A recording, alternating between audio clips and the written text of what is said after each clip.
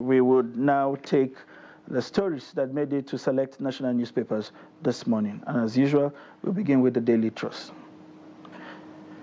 This morning, the Daily Trust is following up with a story of the previous day. UN confirms over 200 women IDPs adopted in Borno. With the riders, families ask FG National Assembly to rescue loved ones, and terrorists burn IDP houses in Dikwa.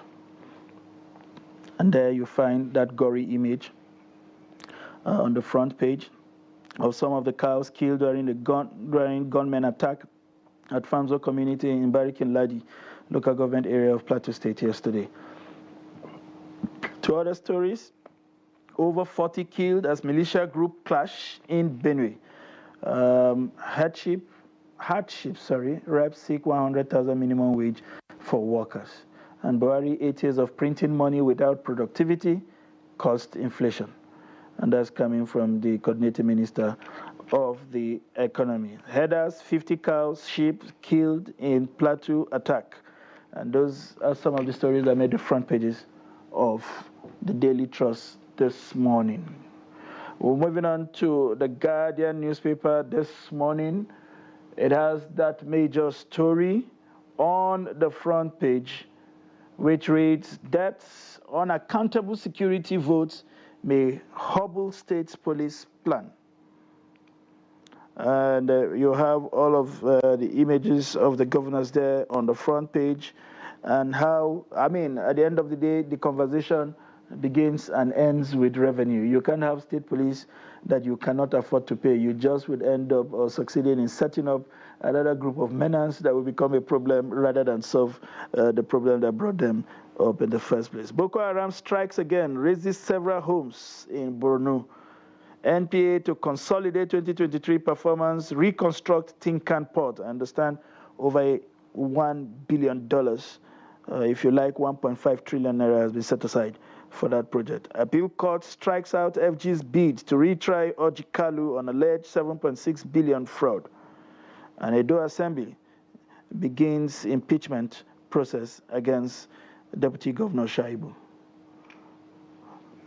And moving on to the next paper, the Nigeria Tribune, the major story there is Africa turns out for Adesina's Awolowo's Leadership Prize. And this is understandable.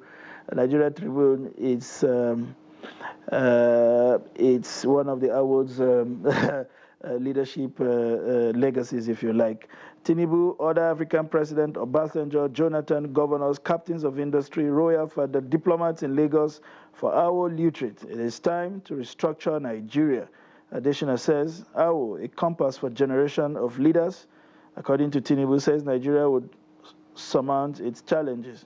How award winners are chosen by Ayoku, and Adesina is like Awo, Tanzanian president. Well, whatever that means. Moving on to other stories. Senate to meet Tinubu over security architecture.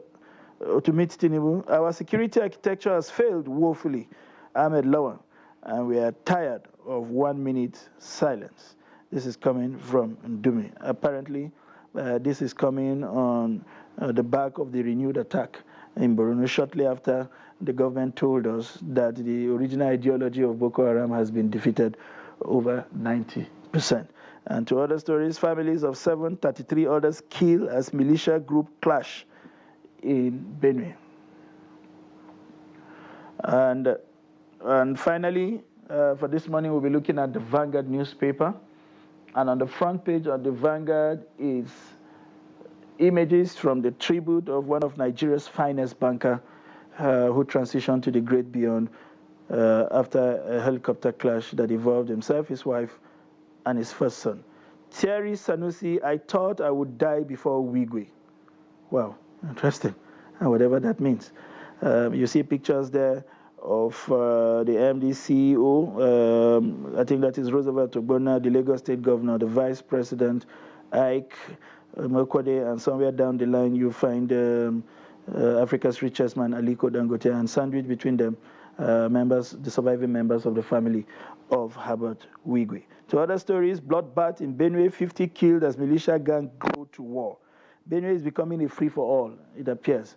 I hope we don't descend to the state of a banana republic.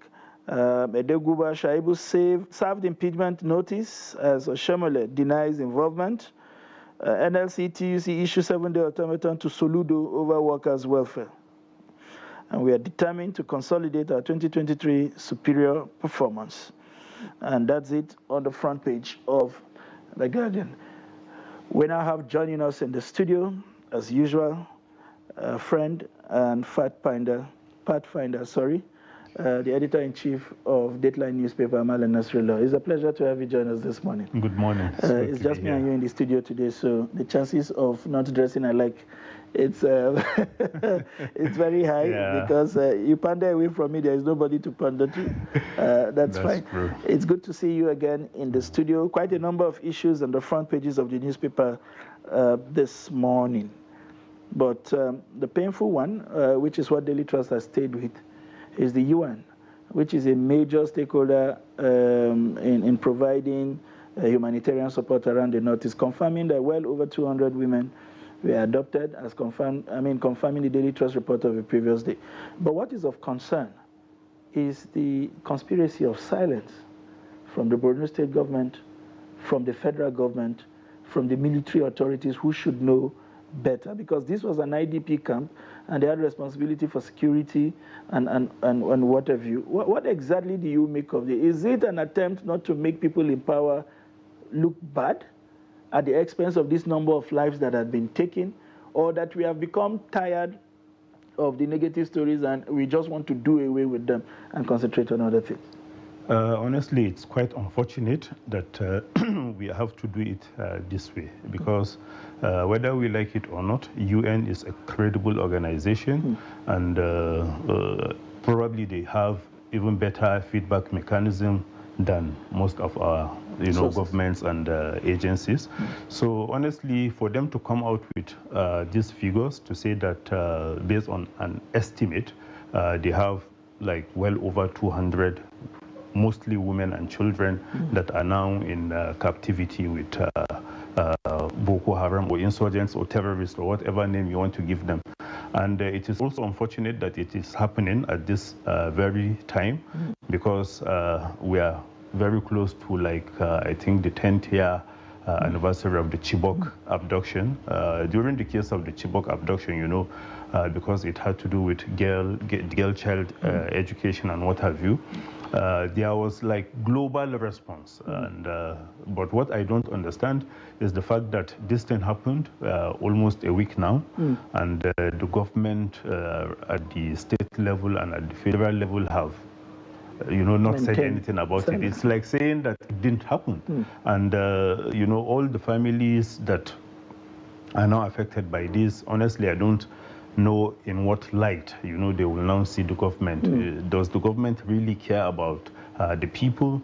And then how do you secure the people? Because what the UN actually said is the fact that within the IDP camps, you find it difficult to make a living. You have to venture out to try to get one or two things to augment whatever the government and other partners are helping you with. So you have to just go beyond, the areas that are secured. And if the government cannot do that, then honestly, I don't see why the people will continue being kept, in these camps without giving them all the things that they need to have. Because if they can't have it, they will have to venture out. And if they venture out, you can't predict what is likely to happen. Some school of thoughts when this information started sprouting up was that there seemed to be an unorganized consensus around frustrating the idea of evacuating the IDP camps. We know the efforts of the Borno state government at ending the whole concept of IDP, the building houses and wanting to resettle people into community. It does appear that there is an attack on that whole idea, because somehow some persons seem to be benefiting from the idea of clogging these people in one place and keeping them in perpetual IDPs. Does that resonate with you in any way? Yeah, it does, because, there are so many people that are actually benefiting from the misery of people. Those who are supplying the camps with all the food items, they wouldn't want something like this to close. And even the security agencies, there are these allegations, that our security agents are now, multi-millionaires, and mostly from the prosecution of this, because they are not engaged in any trade, they are not engaged in any business. And if you see the kind of wealth that is being flaunted by some of our security agencies, honestly, it gives us reasons for concern. So I also believe, that what people are saying is actually the fact. If that is not the fact, then we should see a change in tact, because if you are really serious about ending this war, I still find it difficult to understand how in this age, of technology, that we cannot even monitor the movement of all these non-state actors. You have all the satellite images. Sometimes it's like we are not even discussing with the right partners. I remember when our security agents made the mistake of attacking some civilians, residential settlements. And, the government denied it, only for some of these NGOs to come out with, satellite images showing exactly what happened. So if we can engage, and we are spending lots of money, so if we can make the use of technology, honestly, we should be able to at least keep this under control. I'm not saying it's possible to end it once and for all and within the shortest possible time, but at least we should be able to keep it within the minimum, so that all the activities can be monitored, but to say that, people moving with weapons, from one direction to the other, blocking roads, and still nobody to take them out. Honestly, I find it difficult. Still on the front page of the Daily Trust is the photo montage, a very sad one of over 50 cows and sheep that were killed. I mean, Lagos, Plateau and Benue in the news for the very wrong reason. On the flip side, it's the 40 killed as militia group attack. We understand the family of a militia group in Taraba was taken, ransom taken, and they were killed. And in retaliation, they came into a community, and in that crossfire, over 15 innocent persons who were going about their activities were caught in that crossfire. Have these places completely become, how would I call it?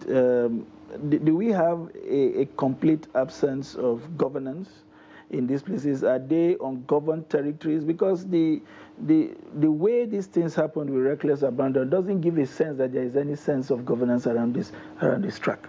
Well, there is governance, but honestly, they are not doing the right thing, because if you look at what just happened, it means these people are known, but probably because they are aligned to one political party or the other, they are allowed to continue. And this is exactly what I would think that actually happened.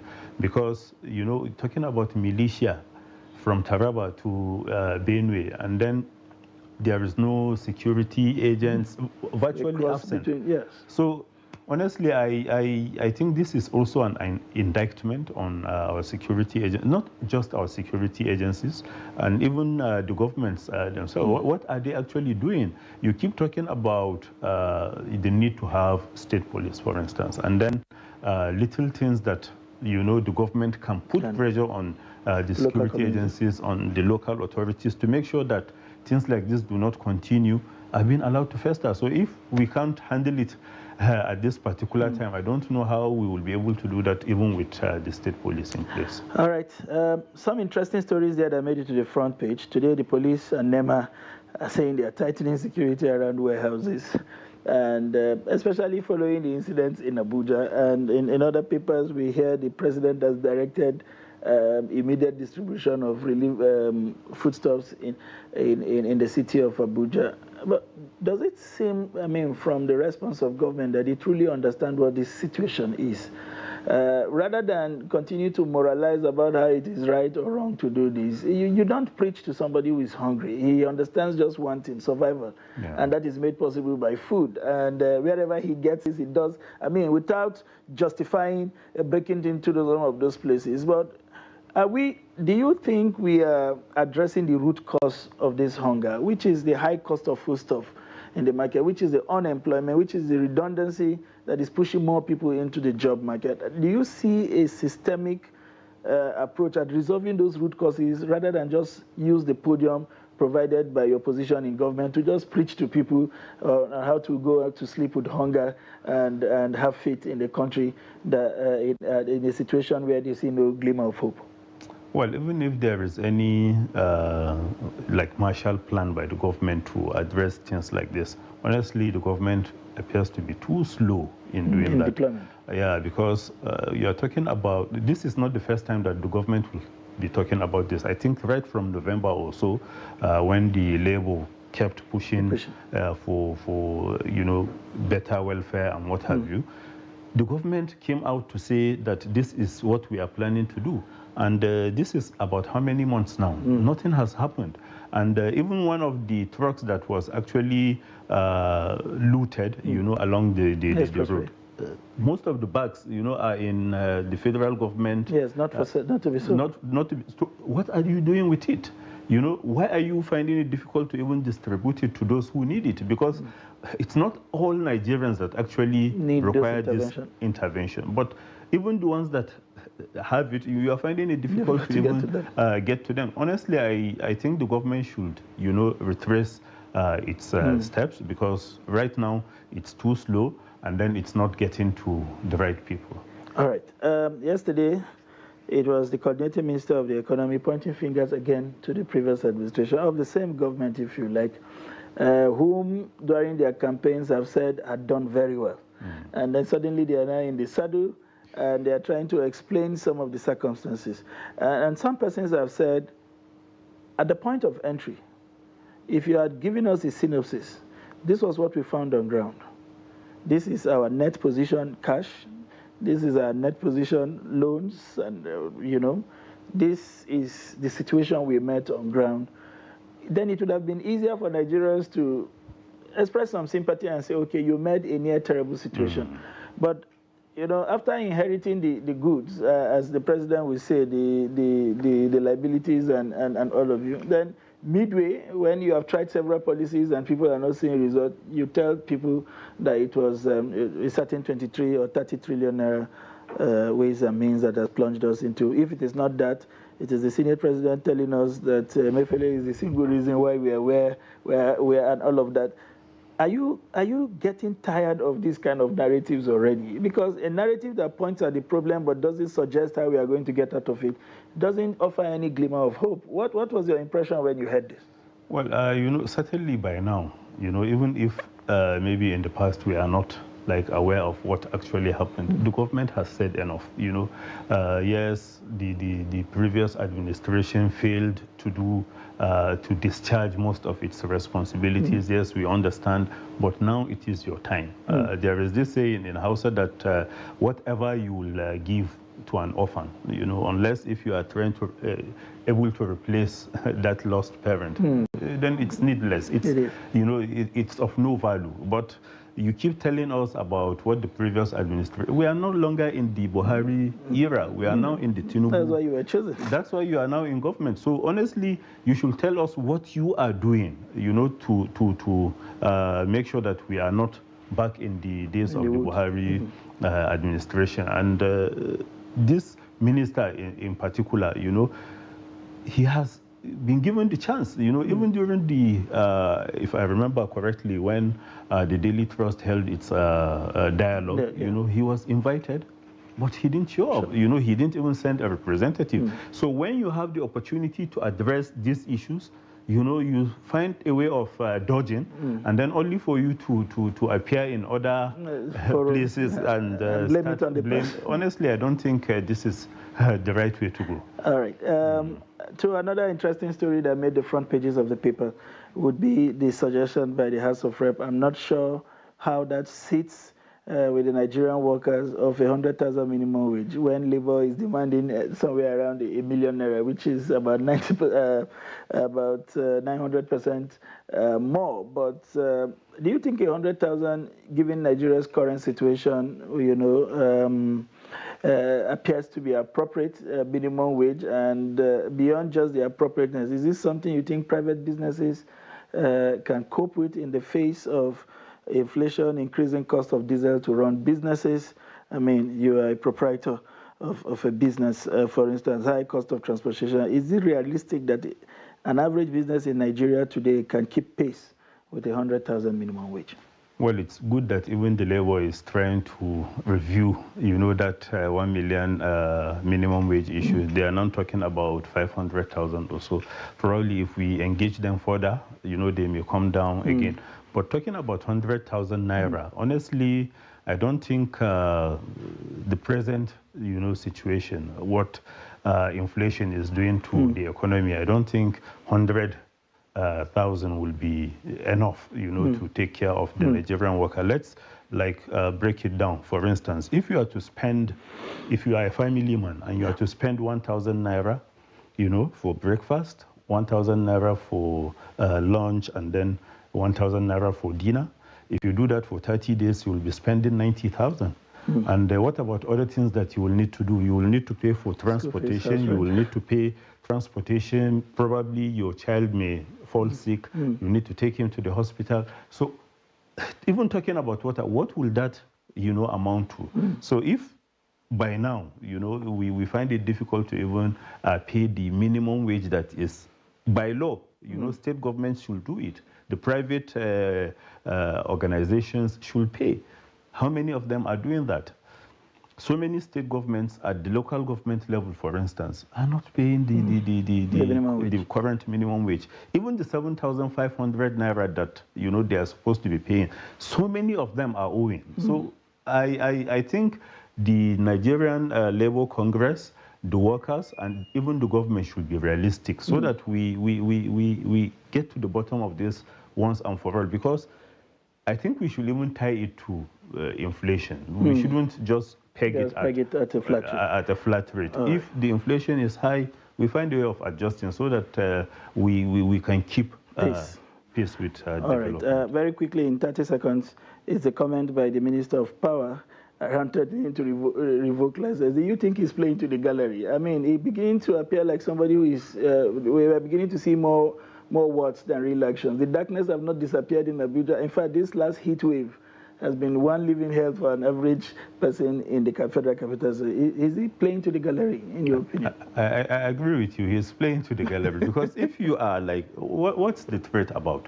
Go ahead and take action. If you think these discourse are not, discharging their responsibility the way they are supposed to, do away with them. What does the law say about, the contract you entered with all this discourse? If they're failing in it, then you can also take action. All right. You've heard it all from analysts. I think it was that popular movie, The Good, the Bad, and the Ugly, where the good, at some point, when he took out the bad man, said, if you want to shoot, shoot. Don't talk. If you want to take action, take. And stop talking about it. And that's the much we can take this morning on our newspaper review. I want to thank you very much for finding time to stop over again and again, as always. Thank you. Thank you. All right, viewers at home, I hope we have brought values to your living room today. And thank you for providing us free access to your home. We would continue to do our best to be the best station of choice for you and your family. Let's do this again tomorrow. I am Sunday Michael Ogo. Good.